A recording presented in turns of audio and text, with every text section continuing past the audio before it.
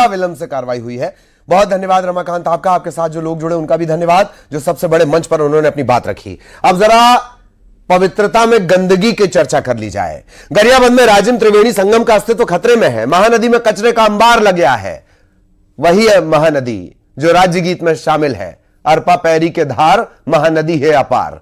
यही नहीं, घरों के अलावा राइस मिलों का गंदा पानी संगम में गिर रहा है। गंदगी के बीच लोग संगम में अस्थि विसर्जन करने के लिए मजबूर हैं। राजिम कुंभ मेले का आयोजन होना है। कुंभ में देश दुनिया से श्रद्धालु पहुंचेंगे। कहा यह जा रहा है कि कुंभ के बाद प्रशासन संगम स्थल को भूल जाता है। जगह जगह गंदगी का अंबार लगा रहता है और फिर कुंभ के दौरान ही सफाई होती है। स्थानीय लोगों के साथ साथ यहां आने वाले श्रद्धालु नदी और घाट की सफाई की मांग कर रहे हैं। बहुत खराब है भाई। हम लोग तो राजिम में लोकल रहने वाले हैं, इसलिए अपने घर में नहा लेते हैं, लेकिन बाहर से कितने श्रद्धालु विसर्जन अस्थि विसर्जन के लिए आते हैं, तो मजबूरी में सब चीज करके जाना पड़ता है उनको। सफाई बिल्कुल नहीं है। नदी का अस्तित्व कितना खतरा में है? नदी का अस्तित्व तो पूरा खत्म हो चुका है। यहाँ पर तो जंगल झाड़ी टाइप का हो गया है और अब कहाँ सफाई करने वाला कोई नहीं है। निगम प्रशासन जो भी हैं उनको यहाँ की साफ सफाई व्यवस्था के ऊपर में ध्यान देना चाहिए, जो कि नहीं हो पा रहा है। हाँ, इससे तो नदी का अस्तित्व खतरे में पड़ेगा ही। और भी कई जगह सीवरेज का पानी वानी भी छोड़ते हैं, ऐसा सुनने में आता है। उन सब चीज़ों पर भी प्रतिबंध लगाना चाहिए शासन को, जिससे कि स्वच्छ जल का लाभ लोगों को मिल सके आने वाले। और महानदी को छत्तीसगढ़ प्रदेश की जीवनदायिनी लाइफलाइन कहा जाता है। मैं राजिम के त्रिवेणी संगम पर मौजूद हूँ और यहाँ की दशा आपको दिखाता हूँ। ये 3 नदियों का संगम है, सोडू, पैरी और महानदी, और यहाँ कचरों का अंबार आप देखिए। ये बेहद ही चिंताजनक है और इसके अस्तित्व पर खतरा मंडरा रहा है। राइस मिलों का पानी आ रहा है, लोगों का घरों का पानी, यहाँ पर गंदा पानी यहाँ पर आ रहा है और इससे नदी बिल्कुल प्रदूषित होते चला जा रहा है। और यहाँ पर देश भर से लोग जो है, श्रद्धालु जो हैं, वो अस्थि विसर्जन करने आते हैं, जो इसी गंदगी के बीच अस्थि विसर्जन करने को मजबूर हैं। यहाँ पर राजिम कुंभ का आयोजन होता है और इस आयोजन को लेकर महज 3 माह बचे हैं और देखिए कि यहाँ किस तरह गंदगियों का आलम है। जहाँ देश भर से श्रद्धालु जब आएंगे, पर्यटक आएंगे, तो क्या संदेश उनको मिलेगा।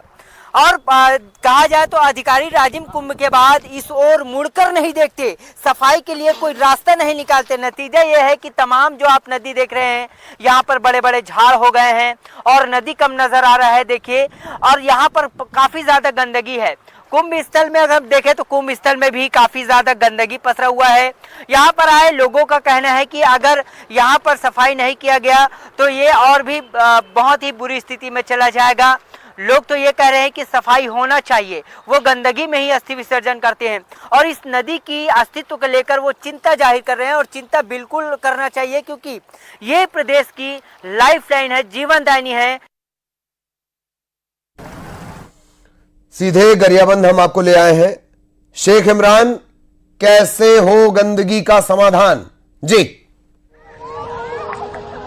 ललित, अरपा पैरी के धाम महानदी है अपार, लेकिन कैसे कहें, यहाँ गंदगी इतना फैला हुआ है कि नज़ारा आप देखिए कि यहाँ पर पूजा अभी चल रहा है और काफी गंदगी यहाँ पर पसरा हुआ है। मैं खुद श्रद्धालु से बात करूंगा। दीदी, आप पूजा कर रहे हैं लेकिन ये गंदगी पसरा हुआ है, कैसा ये स्थिति होना चाहिए? ऐसा नहीं होना चाहिए ना, साफ सफाई रहना चाहिए, साफ सफाई जरूरी है। जी दीदी, आप लोग इसी गंदगी में पूजा पाठ करने के लिए मजबूर हो रहे हैं? हाँ, नहीं, अच्छा साफ रहना चाहिए, जगह बहुत अच्छा होना चाहिए।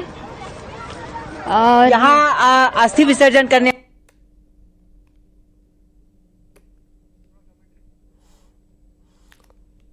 तो कुछ तकनीकी दिक्कत है और थोड़ी देर बाद आपको ये चर्चा हम फिर दिखाएंगे।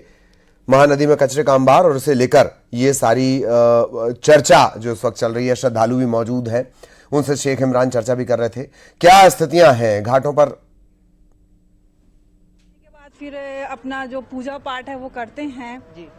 तो इसके लिए मेले के समय होता है यहाँ, उसके बाद फिर नहीं होता है। तो ये ना हरदम मतलब सफाई रखना चाहिए नदी को जी।